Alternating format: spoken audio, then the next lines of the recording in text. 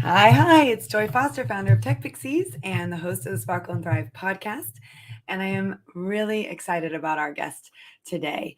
Nicci and I met at Women's International Day at the Albright a couple of years ago before the pandemic hit and we could no longer meet together in person. And I really wanted to bring her on today to talk about her story and her journey. And as it's Pride Month in the UK and around the world, I thought it would be a great time to do that. So, Nicci, welcome to the show, and please tell us your story. So, I think you just outed me. I love that. Obviously, I used to be a boy, but I'm all right now, which is why I'm part of the LGBT community. Although strictly for Pride Week, I'm not sure community is the right word. It's more family. Like, we only play nice when mummy and daddy are in the room.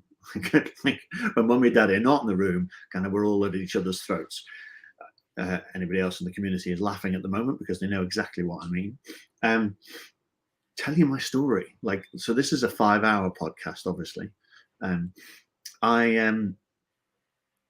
not sure entirely where to start, but let's start with I went to a mixed primary school, and all my friends were girls. And then I went to an all-boys school, and I hated it. Like, I was utterly miserable. Like, I didn't like being a boy at all. And when I was 12, it's like year 2 of big school, I used to wear cowboy boots because they had a heel, and I grew my hair long so I could get into a ponytail. It's only about an inch. I used to put my hair in a ponytail when I went to school and then take it out before I got home, and my dad saw it. And I made a mistake of coming home one day and still had the band in my hair, and my dad was like, no son of mine kind of thing. And my mum was a hairdresser, and so it was cut off there and then.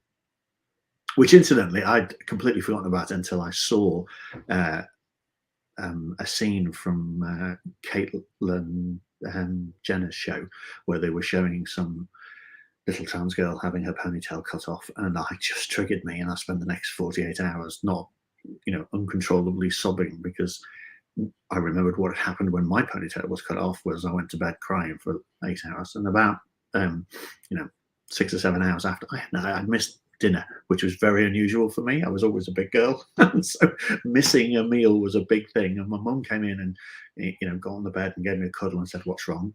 And I was like, "Well, I don't want to be a boy. I want to be a girl. Like, all my friends are girls. All my friends are, I want to sit in the common room and read Jackie. I don't want to sit in the common room and bullshit about football. I'm not really interested in all that kind of, never have, never been, like, can't really do it. When men get together and talk men stuff, I was like, okay, do you realize that there's a thing called life happening around you? Like, I just can't stand it. And I definitely don't like the chest beating and all of that kind of, I just hated it. And so my mum, who I think was quite smart, really, this is 1984, she gave me a cuddle for a bit, and after about 10 or 15 minutes, and she thought about the answer, she said, "Well, you can't be a girl for 2 reasons. Number one, look between your legs. You don't have the basic anatomy. Like, best part about being a woman is to being able to give birth, and we're a long, long way from the medical science that would allow you to give birth." So, because I think I'd said to her, like, the reason why I want to be a girl is, girls, women can do anything a man can do, but a man cannot do some of the things that women can do. They cannot give birth. They cannot feed and nurture a child. And, my kids now are will always been the most important thing in my life. And the lack of ability to be able to develop the bond that comes with motherhood has been a lifelong pain for me, as I suspect for any barren woman would be. But obviously, I had to face that when I was 12, that I was never going to do that. And my mum, very pragmatically said, "That's not going to happen." And then she said something that I think is probably even more interesting, which was, "It's a man's world, and you're much better off being a man in a man's world. And then when you're successful, do whatever you like." That's really interesting. It is, really. And my mum was my mum was amazing, really. She was much. She died, unfortunately, 5 years ago. And when I came out to her by accident, really. Like, she was flicking through my phone. This is 10 years ago. She was flicking through my phone and she saw a photograph of me, and I look quite like when I'm made up, like I fancy that I look a bit like my mum. And she saw the photo of me and went, "Oh, who's that?" And I was like, "Oh, I'm sure how to handle that one." I went, "Well, it's me." And then she said, "Well, what are you doing that for?" And this is 10 years ago now, so it's a long time after being 12. And I thought, I was literally lost for words for probably 3 minutes, or it felt like an hour, as I kind of thought through, how do I answer that? And I came back with, it's not very profound, but I did come back with well, because I can, like, I don't look stupid. Like, I don't think anybody's looking at that photograph. I don't think anybody's looking at me now thinking, look at the stupid boy in a dress. Like, I don't look bad. I think you look gorgeous. So yeah, that's the right thing to say to any trans woman any time. But it's true, and I felt that way when I met you. I just thought, this is a person who has an incredible light inside them and is being their true authentic self. And Sparkle and Thrive is all about being your true authentic self, and that's why I just think you're amazing. It's definitely about sparkling. That's true. She said, "There you go, present to myself. Like, nobody else is going to buy me jewelry, so I have to fork it out myself." Oh, we've got a comment from the audience. Oh, already? Yeah, already. It says, "Sending love to you both today. I'm the daughter of a trans parent, really proud of my dad, who's called Katie." Okay, well, thank you. Well done. I like the phrase transparent. Yes, I do too. I really love that phrase. My kids. So I do a bit of stand-up comedy, and so everybody asks me. I have a joke that I tell when people say, "Oh, what do your kids think of your transition?" And my answer is, and I'm gonna offend half your audience now, I'm sure, because I'm sure some of them are right-wing voters. Anyway, so my answer is, well, at some point, I've got 3 kids. That's one of each. We can laugh about that later. What I'm hoping this sends as a message to my kids is that at some point they're going to bring somebody home and say, "We love this person and we want this person to be part of the family." And what this is supposed to say to them, and all emotional, is, "I don't care whether it's a boy or a girl, or whether it's Chinese or French or German." Well, maybe French. But if you love them, then I will do my best to love them and bring them into the family, with one exception. People think I'm joking, but I'm not. With one exception, and that exception is if you bring a Tory home, you have to have a conversation. And I don't mean it pejoratively. It's not that I hate all Tories. Like some Tories are just stupid, but there is a certain kind of right-wing voter that is so narcissistic and so self-centered, they're not going to look after my child. And I want to kind of sit down and go, like, you do realize that, if you marry one of my kids, like, you have to look after them, or I can polish my gun. Man. So the response to my kids, though, is I say my kids, they're 22, 20 and 17, or 17 going on 40. That's obviously the baby and the baby girl, and she's we have an interesting relationship. When she was about 12, I was doing the Edinburgh Fringe show, and she saw the photograph of my outfit for the show, and she went, "Oh, Daddy, I had a tartan miniskirt." I say mini, like more like a wide belt. Like, one of the best thing about being trans is no cellulite, which means I wear shorter skirts than a woman my age probably should, because I have great legs. And so my daughter's flicking through her photographs. She said, "Daddy, that skirt's too short." I was like, "Oh, why don't we have this conversation again in 4 years' time when you're trying to borrow that skirt?" 3 months ago, she was like, "You got any tartan miniskirts?" Like, "Oh yeah, 8 colours. What do you need?" Well, I've seen your walk-in closet. It's very impressive. It's so you've seen the you've seen the one up in Liverpool. Maybe after the show, I'll take the camera and I'll show you my bedroom here, because I'm not sure. I'm on my boat in London, and I'm not sure that cabin is my bedroom with a rail. I think it's more my wardrobe with a bed. Wardrobe with a bed. I love that. Right, so where was it with my story? Oh yes, so buried it like 12 years old. Listened to my mum. I thought, oh, haven't got a womb, can't have a womb, therefore can't have kids. Kids are the most important thing to me. When I was 16, I used to run the school Christian Union, and we had a pastor from some evangelical church come and ask us all, what's the most important thing in your life? And we're all supposed to say, oh, Jesus. And of course I went, oh, my kids. And it's like apoplexy. It's like, oh, you're 16 and you've got children. I went, no, obviously not, idiot. But I'm going to have kids. It's the most important thing in my life. So I knew that the role for me in life was going to be mother, and that was denied me. So the next best thing was father. And so I literally, from 16 until when I met my amazing wife, I was looking for the mother for my kids, and I was quite transactional about it. Like, I was like, I'm not even going to date this person because they haven't got the right job and they've got the right attitude. And the first question was, which way do you vote? And the second question is, do you like sailing? Because these two things weren't going to change. I was, very lucky, I think, in the end, to find my amazing wife, and we have 3 amazing kids. And my biggest claim to fame is I've managed to transition without destroying the family, and we're all still together. And kind of I think so again, another joke, we've been happily married for 15 years. We celebrate our 24th wedding anniversary next week. But it's okay. Like, we were miserable for the first 10 years, and then I discovered her wardrobe, and now we're best of mates. That's also not true. It's just a joke, but there you go. She's like this size, and I'm like this size, and like there's nothing we can share ever. Although she continually steals my scarves, and because they're one size.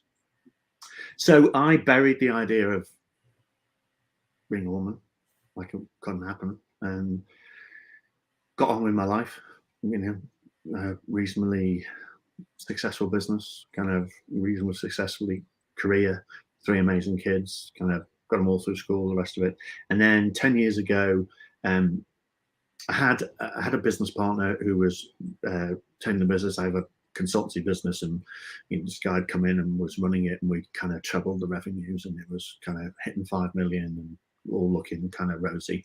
And then I woke up one morning, I thought, I don't like the culture we've created.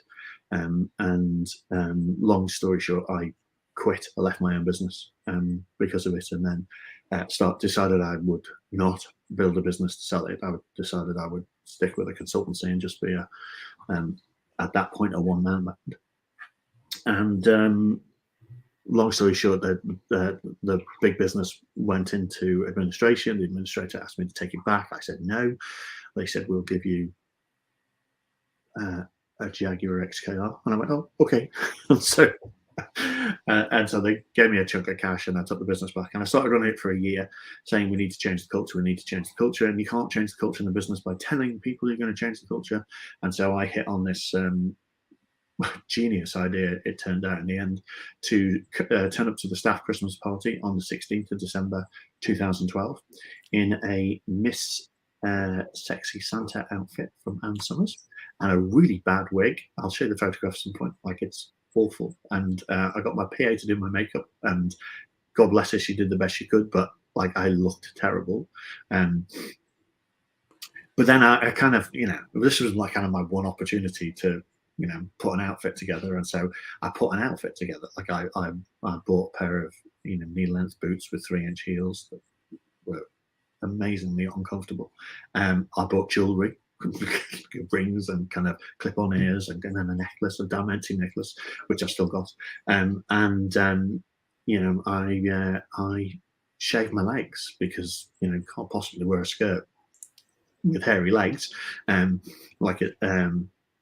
All things that actually, if you're a boy that's going to put a dress on for a bit of a laugh, I was probably taking it too far, like in hindsight. Anyway, I stood up in front of I walked into the studio that we have, with my PA in front of me and my financial director behind me. They were both wearing matching sexy elf outfits, and we were all doing single ladies, kind of as single ladies is playing, and 40 staff, and they all burst out laughing, and kind of when they realised that, oh look, that's Nick in the middle.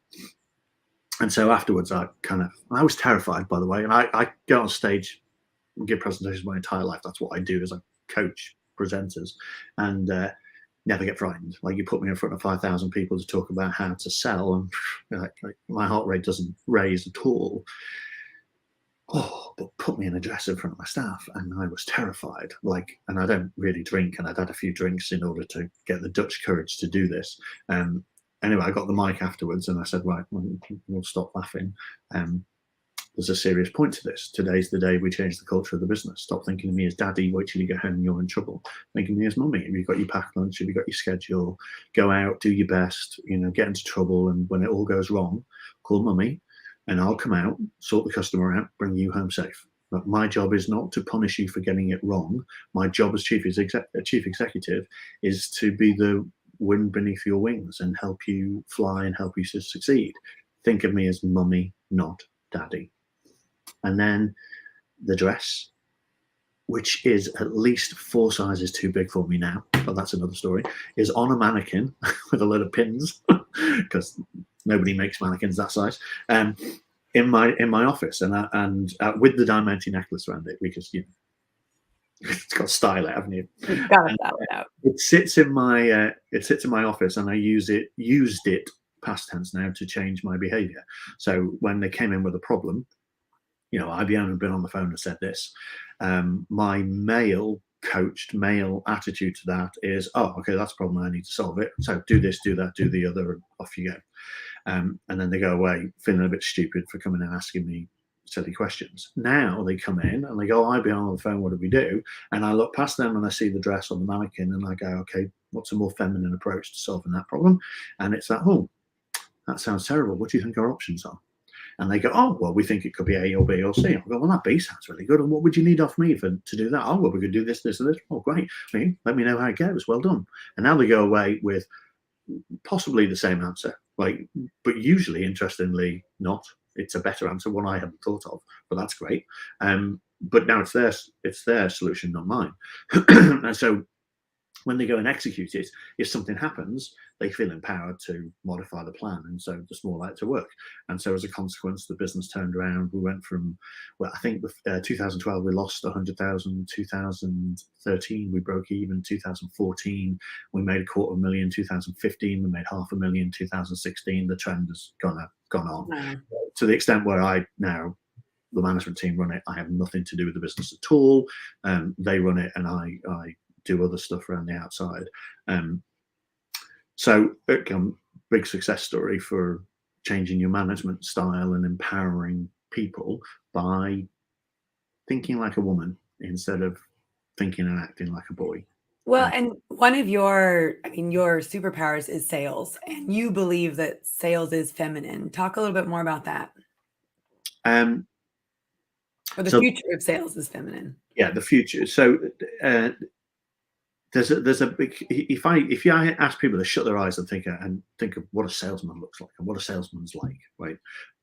Generally speaking, the mental image, the analogies that come to head are, they're a foot soldier at the front end fighting the battle, right? And they're going out and beating the competition and winning the deal and coming back and bringing the scalp, and boom, that's the imagery. And so we have big businesses, when they're doing big pursuits, they set up what they call a war room, and in the war room, that's where all the deal team meet, and and that's the mentality. The mentality is it's a fight, and we have to go to battle, and therefore what we need is soldiers, and therefore what we need is this very masculine kind of attitude. Well, I'm not sure it ever worked, but if it did work, it stopped working when Al Gore invented the internet. like only people of a certain age remember Al Gore claimed to have invented the internet. But there you go. So and because of the internet now, whatever my competitive advantage was yesterday is now on my homepage, and my competitors have all copied it.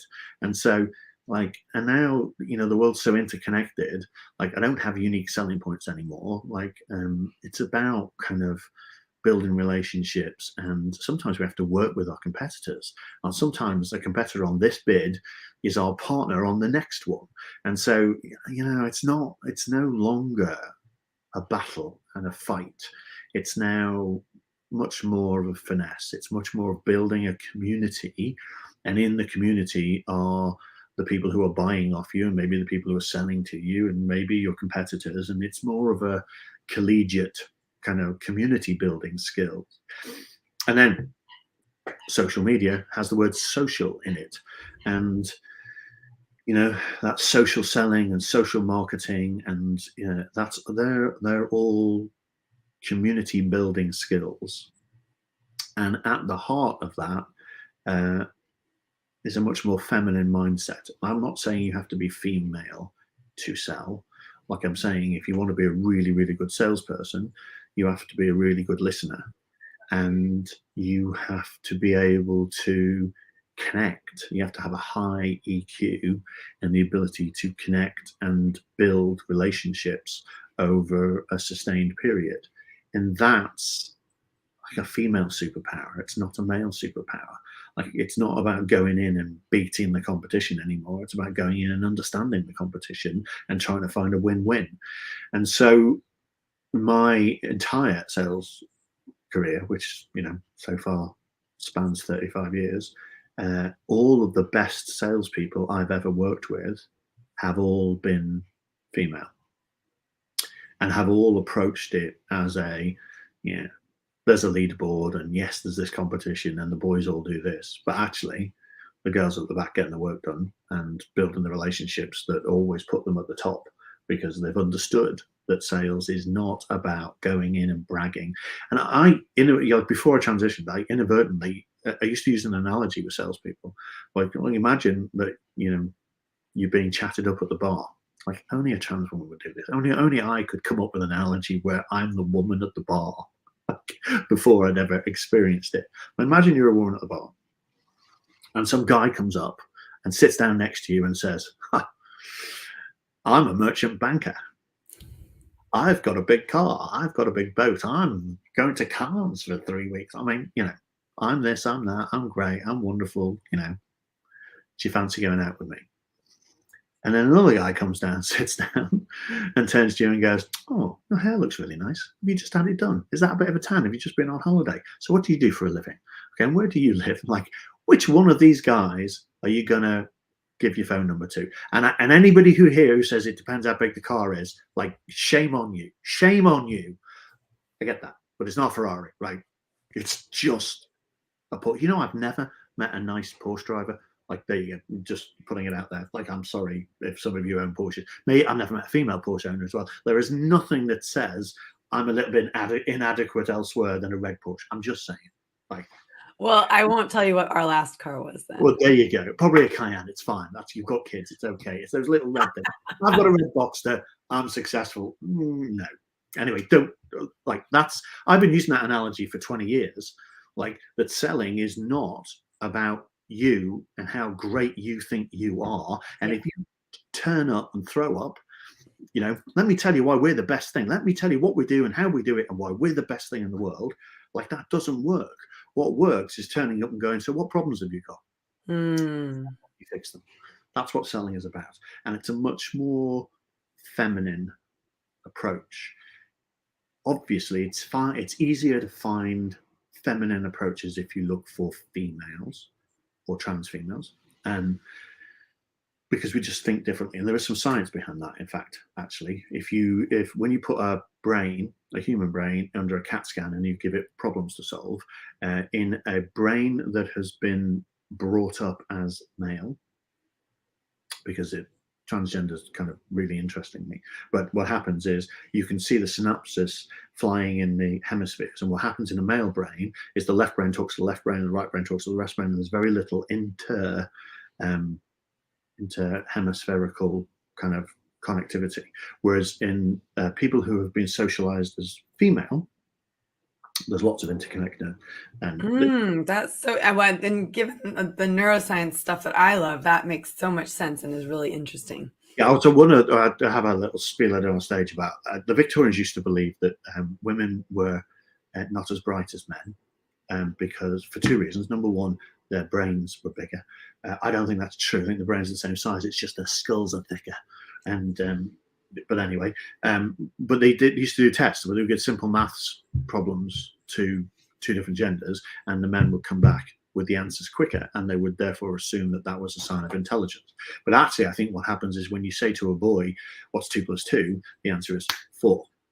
Right, and there's a competition to get it out before the other boys. Like 4, 4, 4. Whereas you say 2.2, what's 2 + 2 to a woman? The answer is 2 what? Because if that's 2 + 2 kids, I'm not involved. Oh, you mean numbers? Oh yes, the answer's 4. Right, I'm just like, and the neuroscience backs it up. Like when you ask a question to a woman, it sparks off the other hemisphere, and it's like, well, we have to put that in context. And so women have a tendency to think about a problem more holistically and less kind of, bluntly than men. And that's the skill we want. Like that's what builds communities. That's what builds, men ignore an awful lot of visual clues from people. So they'll say something and completely miss that didn't land very well. Mm-hmm. Whereas all the women in the room go, oh, she didn't like that.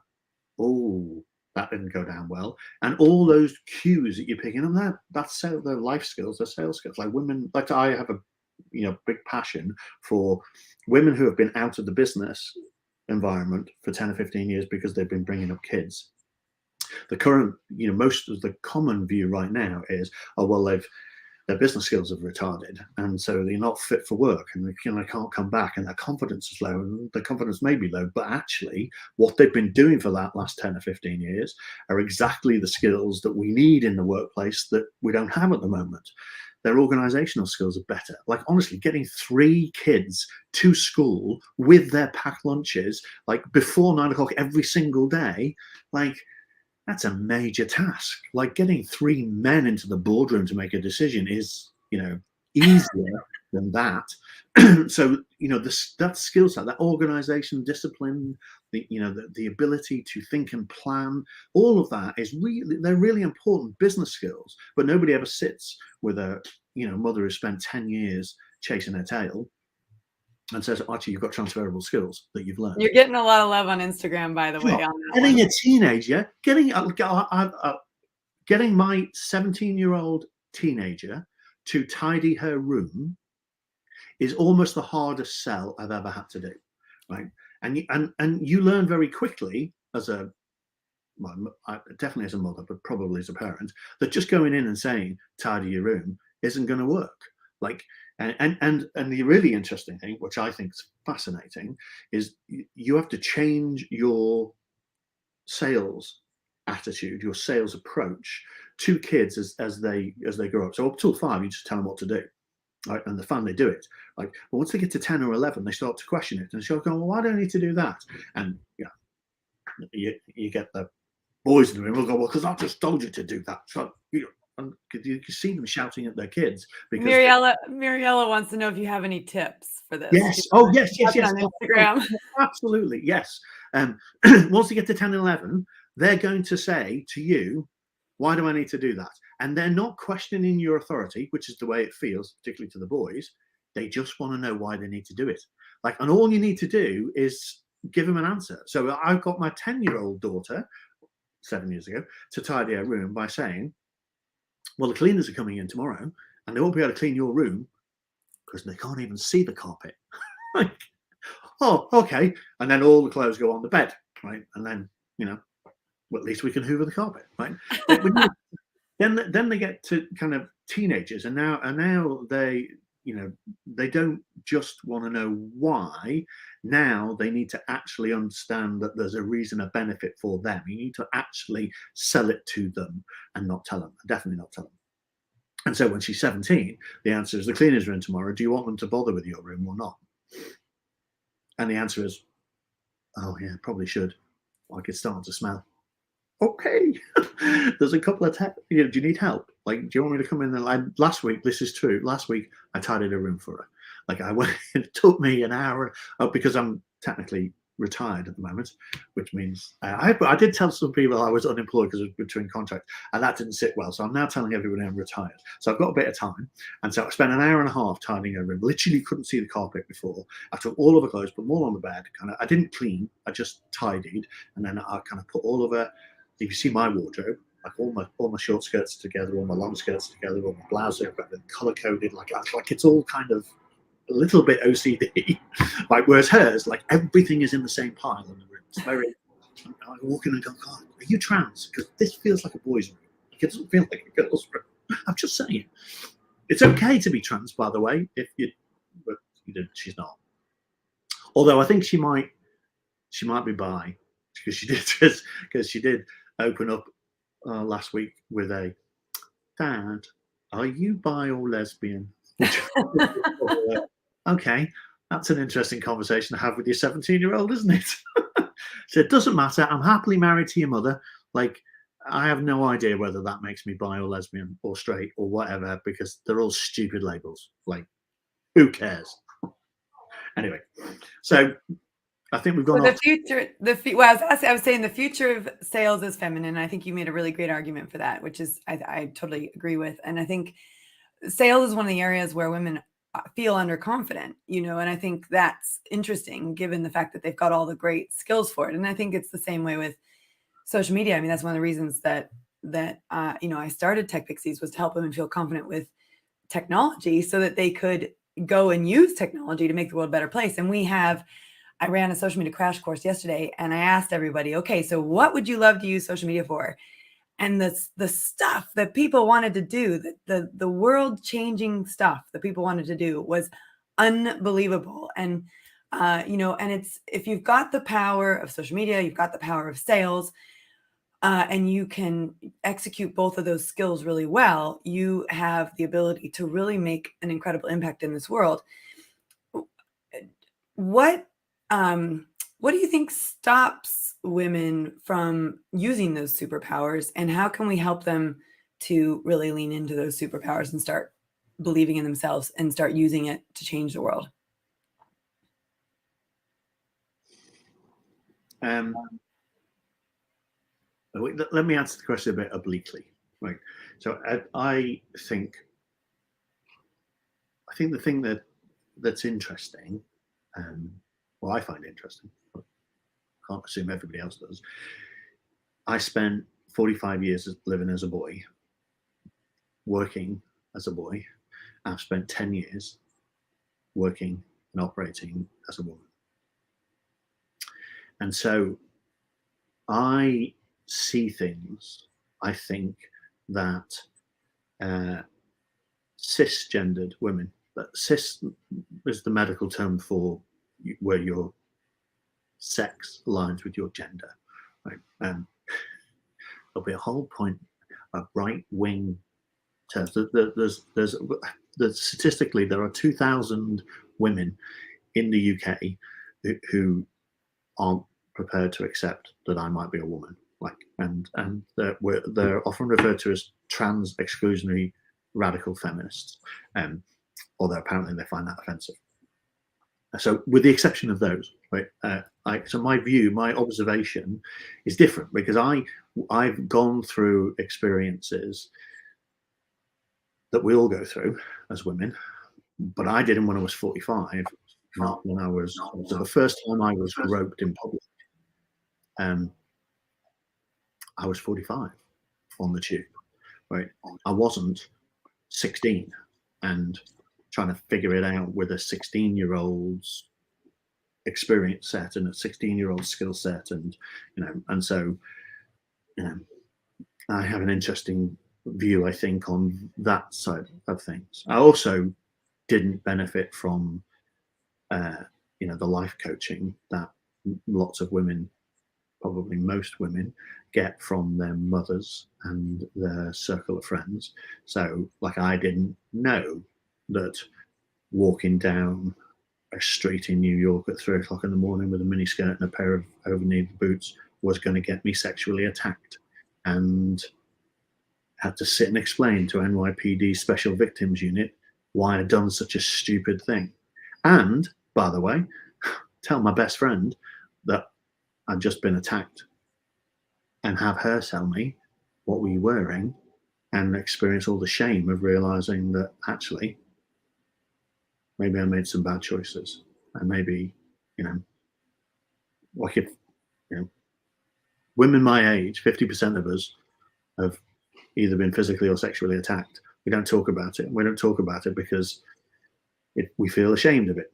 Now, it's quite an interesting position for me to be in, because all of that, like, I haven't been anesthetized to it. Like I haven't got used to the idea that, men are going to be predatory, and, they're not just predatory sexually.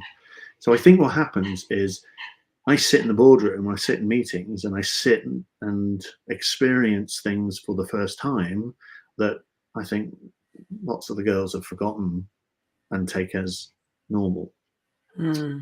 The big example is what I do for a living is I help people figure out what their sales messaging should be. So I sit with organizations, all shapes and sizes, all over the world, and I ask them, why do people buy your thing? And why would they buy your thing off you rather than somebody else? And I'm pretty good at it. Like when I coach bid deals, they win 3/4. I've coached 20,000. This is my core competency. If I tell you this is what you should say to your customers in order for your customers to buy more, I'm probably right. Just because I've spent 27 years doing this. I'm pretty good at it. When I was a boy, and I would do some consultancy, and I would say, right, okay, so I've listened to you talk and kind of another session. Here's what I think your value proposition should be, and I'm giving the value proposition. I never, like in the last 10 years of doing that as a boy, nobody ever said anything other than, are you around tomorrow to come and see the customer? Because, we want you to say what you just said in front of the customer, because that sounds brilliant. Right? And the first time I did it as Nicci, first time I ran a consultancy session as a woman, I should say, as a trans woman. Like I'm as a whole, I'm not a woman, I'm a trans woman, and I'm quite comfortable with that. So the first time I ran it as a trans woman, I delivered the value proposition, and the lead client, the sales guy, was actually with HP, big deal we were bidding for like 10 years ago, and he said, for the first time in my life, he said, I'm not sure that's right. Wow. And I was like, okay. So I did a very male thing, which is, are you paying me £8,000 a day to tell you what you need to do to win? Like, I win 75% of the deals that I coach. I've been doing this for 30 years. I've done 20,000. I am the best in the world at this. Of course, that's what you should fucking say. Like, which is a very male response, right? And of course he went, oh, well, gosh, you're right. Like, I had to bully them into it. And then, wow, that's so interesting to live both of those experiences as the same person saying the same thing. Yes, absolutely. But it gets better, I think, because it happened 2 or 3 times. And then I was sat down with one of my mentors is my lawyer, Heather, who's amazing. Like, and she, she's been my lawyer for 30 years, and we got on like a house on fire. And I sat down with her over dinner. I said, I can't believe this. I said, when I tell people, when I give people my advice, like all these men are kind of pushing against it when they never used to do that. And she said, well, welcome to the sisterhood. Like, wow, the way it works. And I was like, yeah. well, so I keep having to defend it. And she went, oh, not sure that's going to work. That's a very boy way of, you're bullying them. That's a very masculine approach. I said, well, what should I do? And she said, well, I don't know. Like, you need to find your own way, but there has to be a more feminine approach to that. So I went away, I thought about it. And the next session I ran, where it happened, I said, this is what you should say. The male in charge went, well, I'm not so sure. And instead of going to battle, I stepped back and went, oh, okay, so what would be better? And there was this little stunned silence when he thought about it. And he went, well, Well, no, I guess it's probably okay. Oh, okay, great. It was as easy as that. I now call it my judo mind trick. You know, a little bit like, you know, when Obi-Wan says, these are not the droids you're looking for. Droids you're looking for. Right? So I now teach it to people. I teach it to women. I kind of sit down and go, like, here's what you do. Like, you don't, when you want your idea to get your idea across, like, don't put your idea out and defend it. That's a very male. We teach men to do that. Put their idea out, get behind it, defend it, kind of push the idea. Oh, you don't need to do that. Kind of, you need to judo mind trick. Okay, so here's the idea. What's better than that? Like, how would that be better? What else could you do? And before you know it, they've all coalesced around the idea. Maybe they've improved it, or maybe got better at it. What I found is my win rates have improved. Wow. And I think it's improved because now when they go in, they're not going in taking Nick's message. They're going in taking their message that Nicci helped them develop. I love that. And you've got a comment on Instagram where Sejal says, the power of passing over the choice. Yes. Yeah. Yeah. And and when we teach people to coach, because that's kind of what I spend most of my time now, instead of coaching deals, I coach coaches. And it's about pulling rather than telling. The problem with telling, some particularly in a sales situation, but any kind of coaching, this is true with your kids as well, by the way. The problem with telling your kids what to do, or your boss, or whatever, is that you let them off the accountability hook. So I come in and say, what you need to do is this. They go, okay, Nicci said we should do this, right? And they go and do it. And so let's say I say the way to win this is to stand on one leg, stick a finger in your ear, whistle Dixie. Everybody buys that, right? And you go, okay, that sounds completely, utterly insane, but Nicci's the expert. Let's do what Nicci says. And then when we fail, it's Nicci's fault. Right? You can turn around and go, well, you know, you paid for Nicci to come in. Nicci told us to do this stupid, bizarre thing, but we did it anyway, and we lost. Not my fault. Nicci's fault. Right? So the trick with coaching is you don't tell people what to do, but what you do is you say, well, I don't know the client. I don't know your situation. Like, but what I do know is that this has helped other people in the past. Statistically, this doubles your chances of winning. Do you think it's something you should try? And they sit there and go, oh, well, if it doubles, we'll give it a go. Well, great, let's give it a go. And if it doesn't work, well, we'll do something else next time. And now they've decided to do it.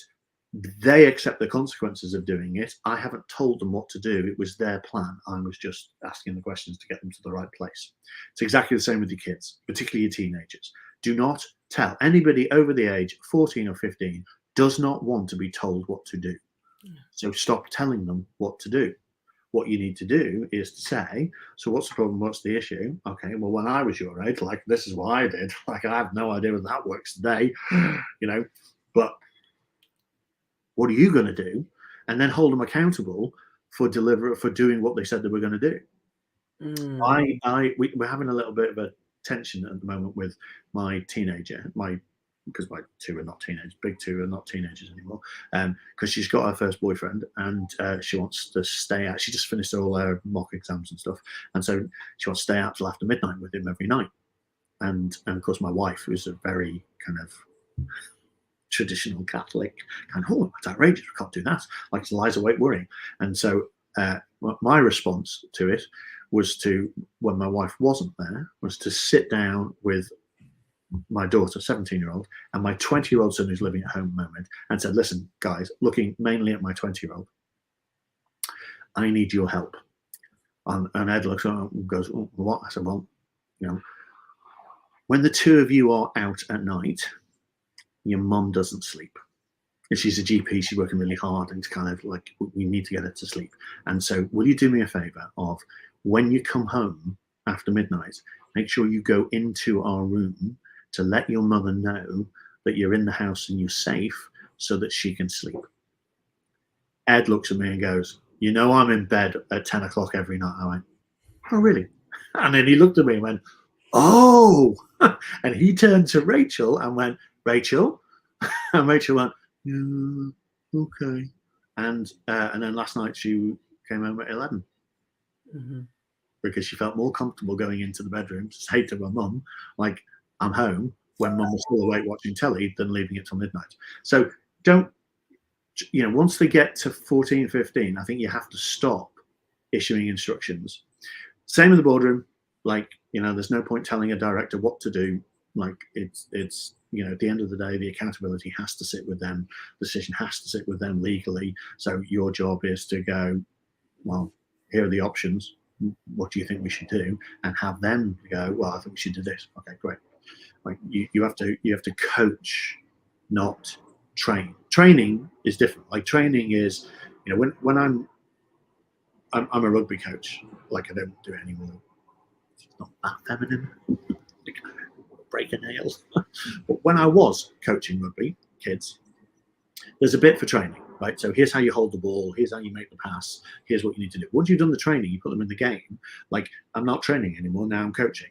And so my job is not to stand on the touchline like the parents and scream at them, you missed this, you missed that, move it left, move it left. I like all that rubbish, like, which doesn't help because they're in the game. The adrenaline is the last thing they're listening to is, the stupid idiot father on the, touchline who thinks he knows more about everything and everything, and therefore is the perfect rugby coach, but won't actually put a pair of boots on and coach. That guy, the one who's going to sit in the bar afterwards with 3 pints discussing how these 11-year-olds are going to, no, my job is to watch the game, not look for the mistakes, because when they drop the ball, do you know the thing about kids? They know they dropped the ball. They don't need anybody to say, you missed that tackle. Like, they do not. Tackle. Like, my job is when they put the good tackle in, is to be on the sideline next to little Jimmy when little Jimmy's put the tackle in and go, Jimmy, well done, mate. Let's have some more of that. Get back in the game. Good play, sunshine. Go for it.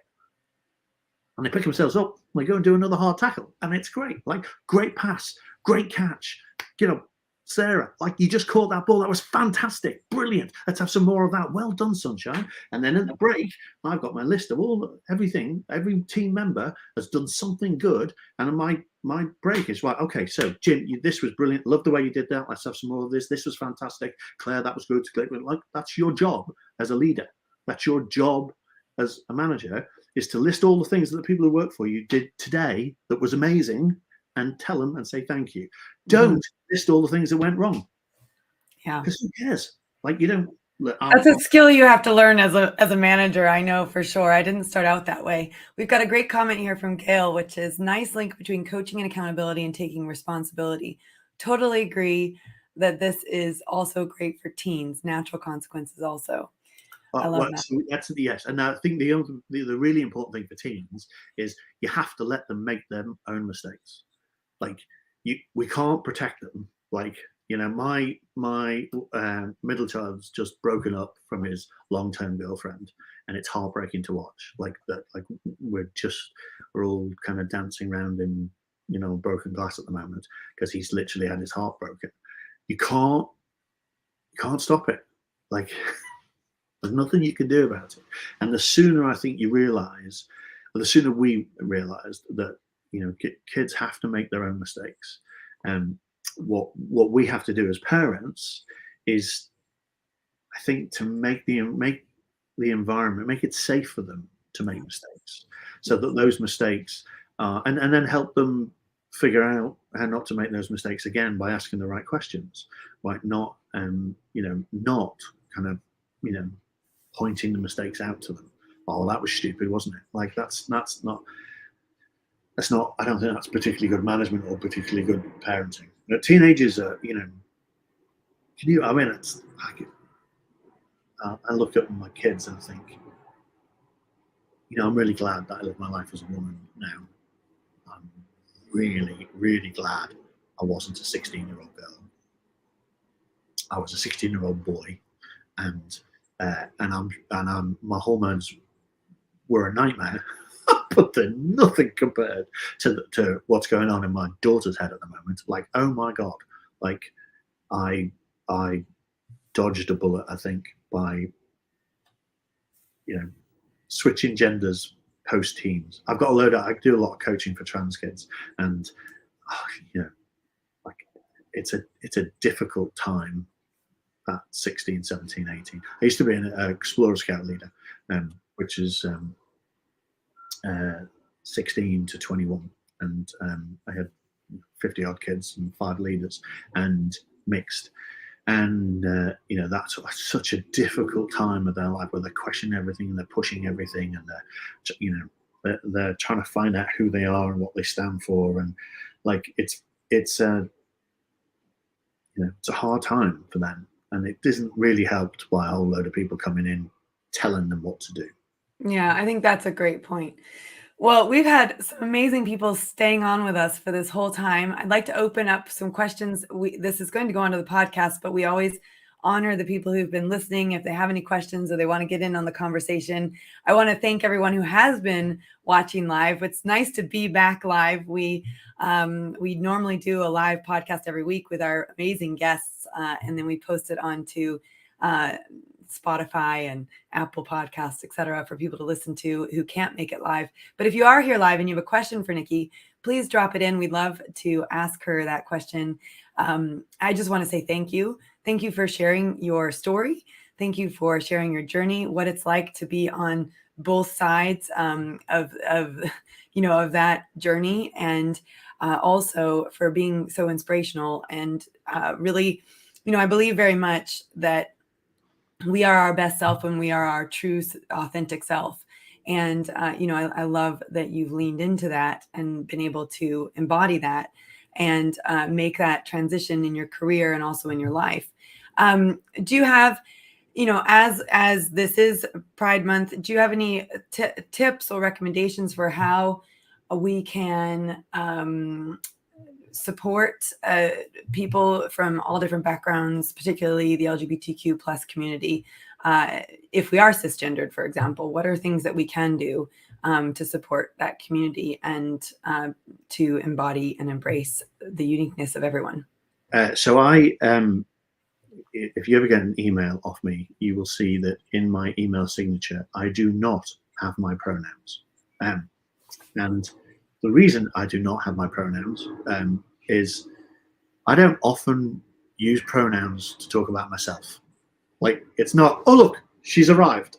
Like, pronouns are something you use for other people. And I sort of, I understand that if you have a preference for kind of non-traditional, non-binary pronouns, so if you want they and them, then you probably have to tell people that. But like, honestly, which pronoun do you think I want?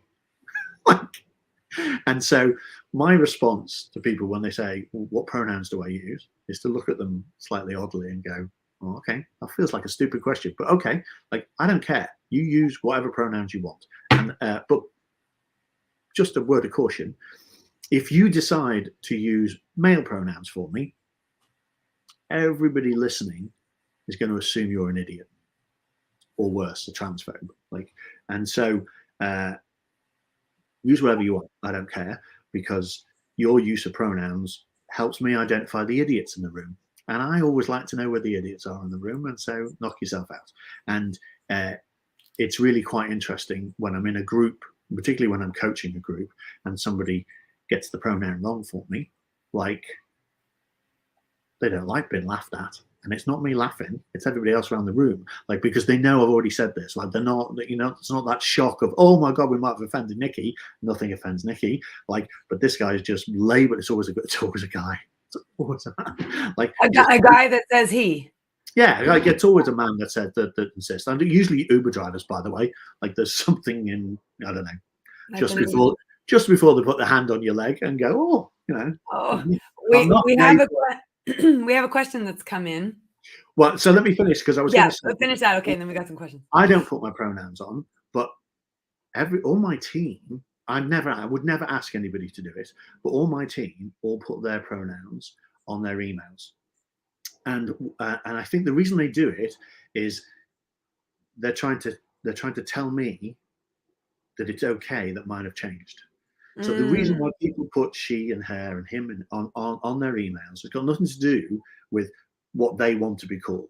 It's got everything to do with sending a message to the trans community that it's okay to be trans. It's a very public statement of affirmation that gender is fluid, gender is, you can change it, you can be who you want to be, and honestly makes me weep. Like, when I get an email from somebody who has put that in or taken the effort to do that, like it's very, very, very, very supportive. So if you're trans, I don't think you should. But if you're not, then if you do, like you're gonna bring a tear to my eye.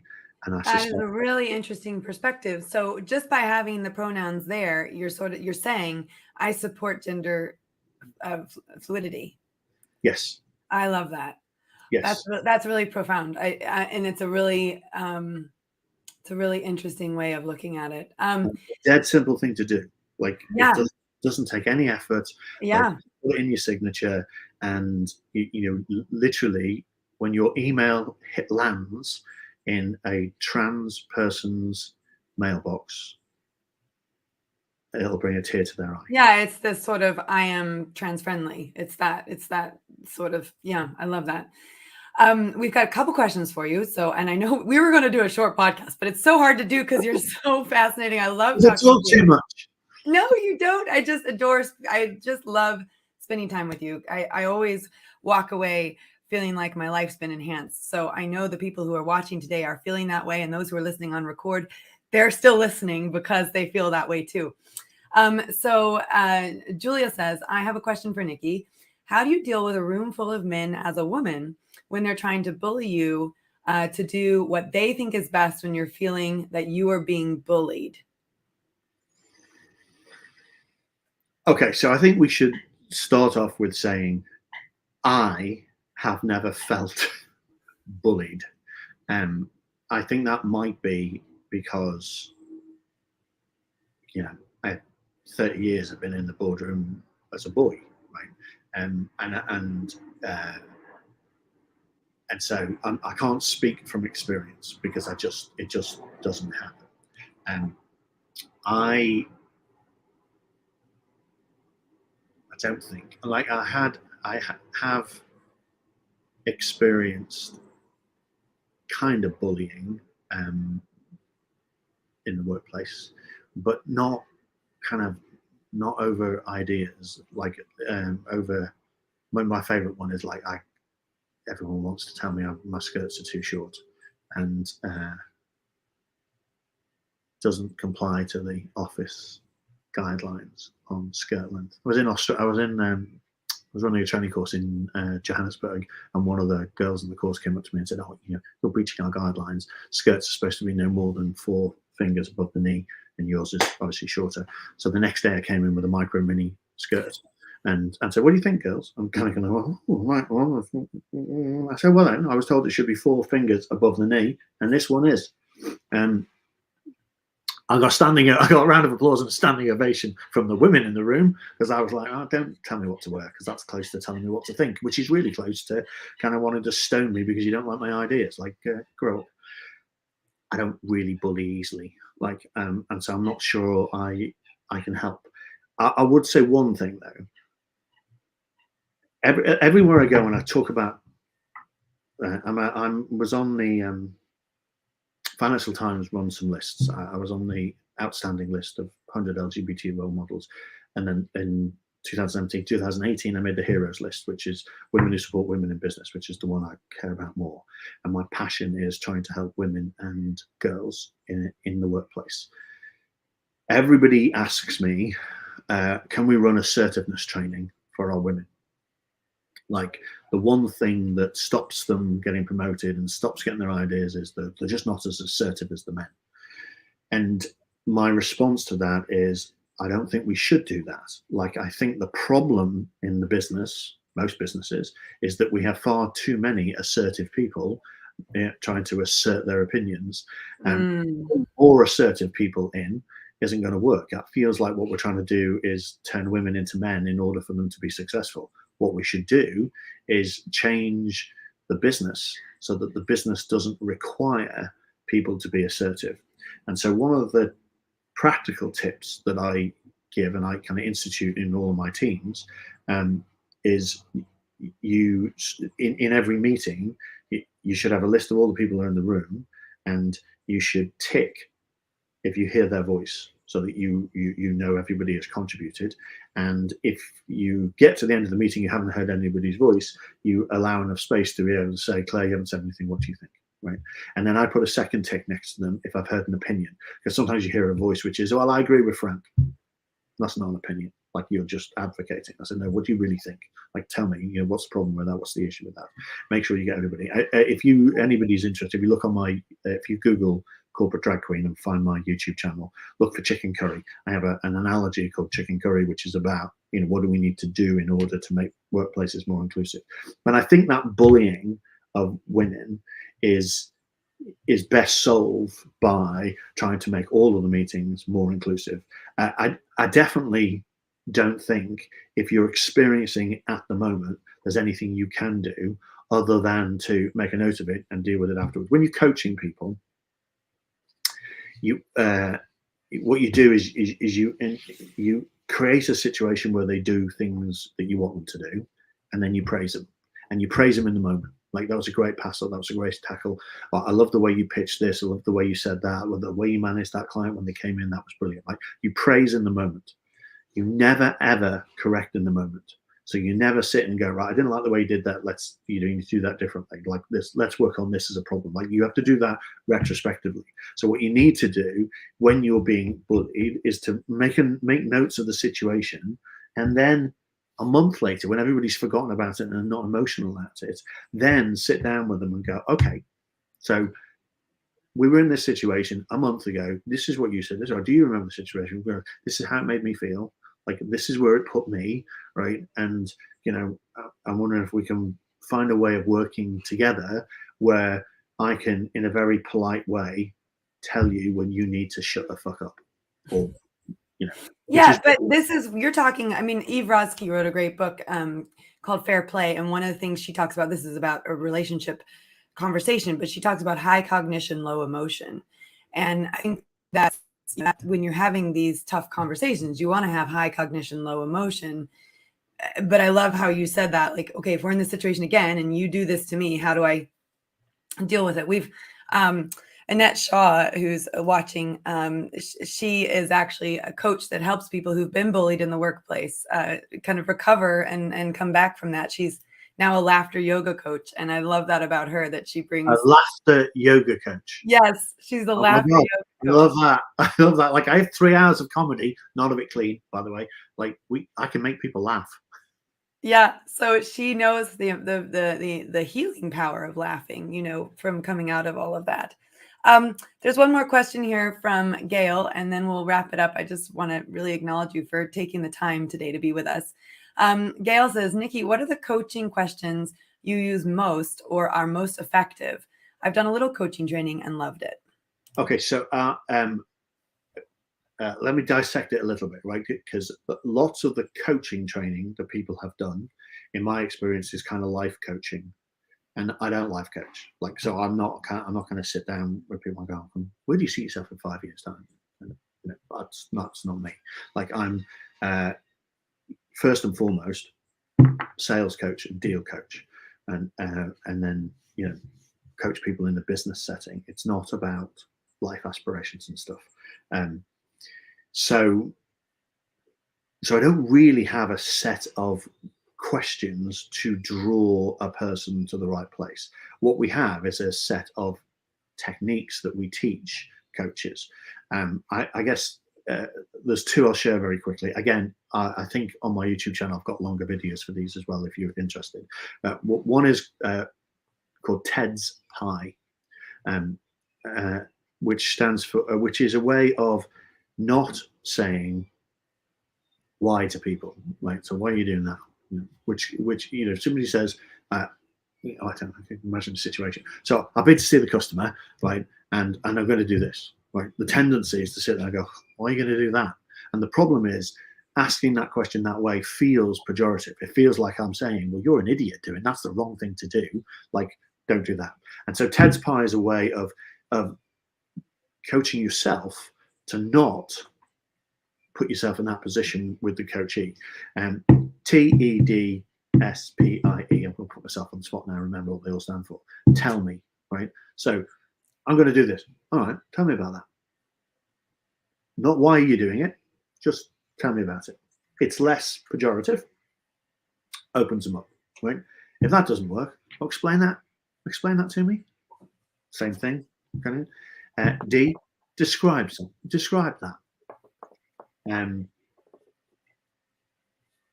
to remember what the S is. But then you shift, right? So once I've opened them up with TED, now I want to narrow them down with PIE. So precisely what you're going to do. In detail, what does that mean? And explain to me how that's going to work. Right? TED, PIE. Open them up, close them down. And it's a questioning technique that allows you to inoffensively, non-pejoratively draw from the person you're talking to what they plan to do. And then the trick is to, right, okay, so we've had this little conversation. Let me make sure I've understood. You said you're going to do this, this, this, and this. When are you going to do it? You're going to do it by this, and you're going to do this. Okay, well, you then, as the coach, hold them accountable. Listen, the next time we meet, like you said you were going to do this, how did it go? Not did you do it? Because that's pejorative. Okay, how did that work? Like, what are you going to do about that? And how are you going to do this? So that's the first one, TEDSPIE. The second one is we do, after every meeting or every interaction, we do what we call a micro review. This is straight from the RFU handbook. Like, I partner with them to develop business coaching courses, and the micro review is something we learn on the pitch, but then we take into the boardroom. And a micro review goes like this. Joy, what was your objective for this podcast today? Okay, first question. You tell me what your objectives are. Go on, Joy. Tell me, what was your objective? My objective was to share someone's story who'd had a transition from a male to a female, and to shed light on that. Okay, great. So if that was your objective, second question, how do you think you performed against it? I think we did it. Okay, great. Next question, really most important thing. If you were going to do one thing differently, what would it be? Oh, gosh. I don't know. Probably would have promoted it more, because look at all these amazing people who are here that love what you're talking about. And we should have really bigged this up and had more people here to experience this. Okay, that's a micro review. What were your objectives? How do you feel you achieved against them? What's the one thing you would do differently next time that would make it better? Like, if what you do is institutionalize that micro review into every interaction you have with everybody, but what will happen is you will force the other people, as a coach, you force the other people to constructively work on the things that worked well and get better. And that's the focus. And I believe that's a life skill. I think what we have a tendency to do everywhere, it's a very father thing. Like, what went wrong? What did you mess up? Like, what are you going to do about it? That doesn't help. What helps is, what's the best thing that happened today? What are you going to do more of tomorrow? What's the one thing you would do differently? If you did it with kids every night, like, I come home from school, like, what did you fail today? Oh, I failed my maths test. Okay. Right. What was the best thing that happened today? Oh, I passed geography. Okay. What was it you did to pass geography? Like, oh, I did this. Okay. So, thinking about maths, what's the one thing that you could learn from what you did with geography that would make maths better? Oh, I guess I could do the homework. Oh, shit. What a good idea. I tell you what, why don't we have a chat about it next week and see if you've done more of the homework? And what you're doing is you're coaching them without telling them what to do. They're figuring it out themselves. It's called a micro review. It's 3 questions. What were your objectives? How do you feel? Not what do I think. Like, what I think against your objectives is irrelevant, isn't it? Like, it's you. I want you to think about whether or not you achieved your objective or not. And then, what's the one thing you would do differently, either to improve it or to help you achieve the objective next time? And then I love that. And go, next time we do these things, I'll send you an email a week before going, what are you doing about promotion? Do you need help? Is there anything I can do to help with it? And then I'm a good coach, aren't I? Because I didn't just have the interaction. I've actually remembered to do the follow-up, and I've remembered to do the, we like a day, a week, a month follow-up, because mnemonically that works. I love that. Annette says, what is your YouTube channel? So it's just Nicci Take, NICCITAKE. I think you'll find it. But actually, if you just Google corporate drag queen, I am the only one. It's every photograph, every video. Like, you can't miss me. Drag, by the way, stands for dressed as girl. The opposite of which is dressed as boy. And the reason I don't do it anymore, because that's very drab. In my case, drag stands for DRAG, Drive Rapid Accountable Growth, because that's what I do. I help organizations grow by making the straight white men who run them feel a bit uncomfortable. I'm going to drop that into the chat for those of you who are here. Oh, and obviously it's playing on there. You wrote my channel. Oh, right. So that video she just talked about, that video that's playing is actually me singing a song. It's got a lovely story behind it. And as the video flows, we put up all the names of the trans people who've been murdered for being trans over the decades. But when I wanted to record the song, it's written by a band called River City People in Liverpool, and it's called Huskinson Street, which is where the prostitutes were in the 80s. And I wanted to record it, so I tracked down the singer, Martha Anderson, and she's living now in the States and kind of married, and anyway, I reached out and said, I want to record this song, and she said, oh, that sounds brilliant, but it's not my song, it's owned by the other two members of the band who have a recording studio in Liverpool. And so I reached out to these two brothers and said, is it okay, I want to record a version of this, and they said, yeah, so do you want to come and use our studio? And I said, well, yeah, I was going to pay for this, so I paid to go and use the studio. And then he said, oh, do you want us to do a backing track for you? I thought, well, that would be really nice. So the original band, like 30 years after, got back together to record the backing track for me. And then I went into the studio and I kind of recorded it. I'm not a very good singer. It took a long time. Like, depressingly, we had 10 minutes at the end, and my 22-year-old, who is a good singer, went in, grabbed a guitar, did one version of Look Back in Anger. And when he finished, the engineer turned to me and got, oh, that's better than the original. I was like, oh! So my kids have all the talent, not me. So we put this thing together, and then when we recorded it all, we put it out. And then they were all very cute with their social media, going, oh, it's not a bad version. Like, I really like the way she's done the woo-woos. But the song is about prostitution, but it has this fantastic line in it, which is gems that the future will hide. And originally, when they were writing it, that bit of poetry is about watching these young girls selling their bodies on the street. And I kind of use this, stretched metaphor to young trans people who are getting murdered for being trans. Like, they are gems that the future will never see, because people are killing us because we like to be pretty. Well, it's a depressing note to end this. No, it's not. I think that brings home exactly why we're doing this interview, is to raise awareness and to increase compassion and empathy and connection. And I think we've done that today. So thank you, Nicci, for being here. Thank you for sharing your story. Thank you for all the amazing sales and coaching tips that people will have picked up along the way, as well as parenting teenagers tips, which we all need right now. Well, those of us who have preteens and teens. But, as Katie says, it's an important topic to talk about, and I'm really glad that you helped us shed some light on it. Thank you for being here. Thank you. Let's connect. I'll leave you with one last thought. Please do. Every morning, I wake up and I have a choice, and I can choose whether to step out in the world looking like this or to step out the world looking like a boy. And every single day, I choose to be a woman. And I think every woman should think about that, because, like, you may not feel you have a choice, but if you have the choice, this is so much better than being a boy. I love that. Thank you, Nicci.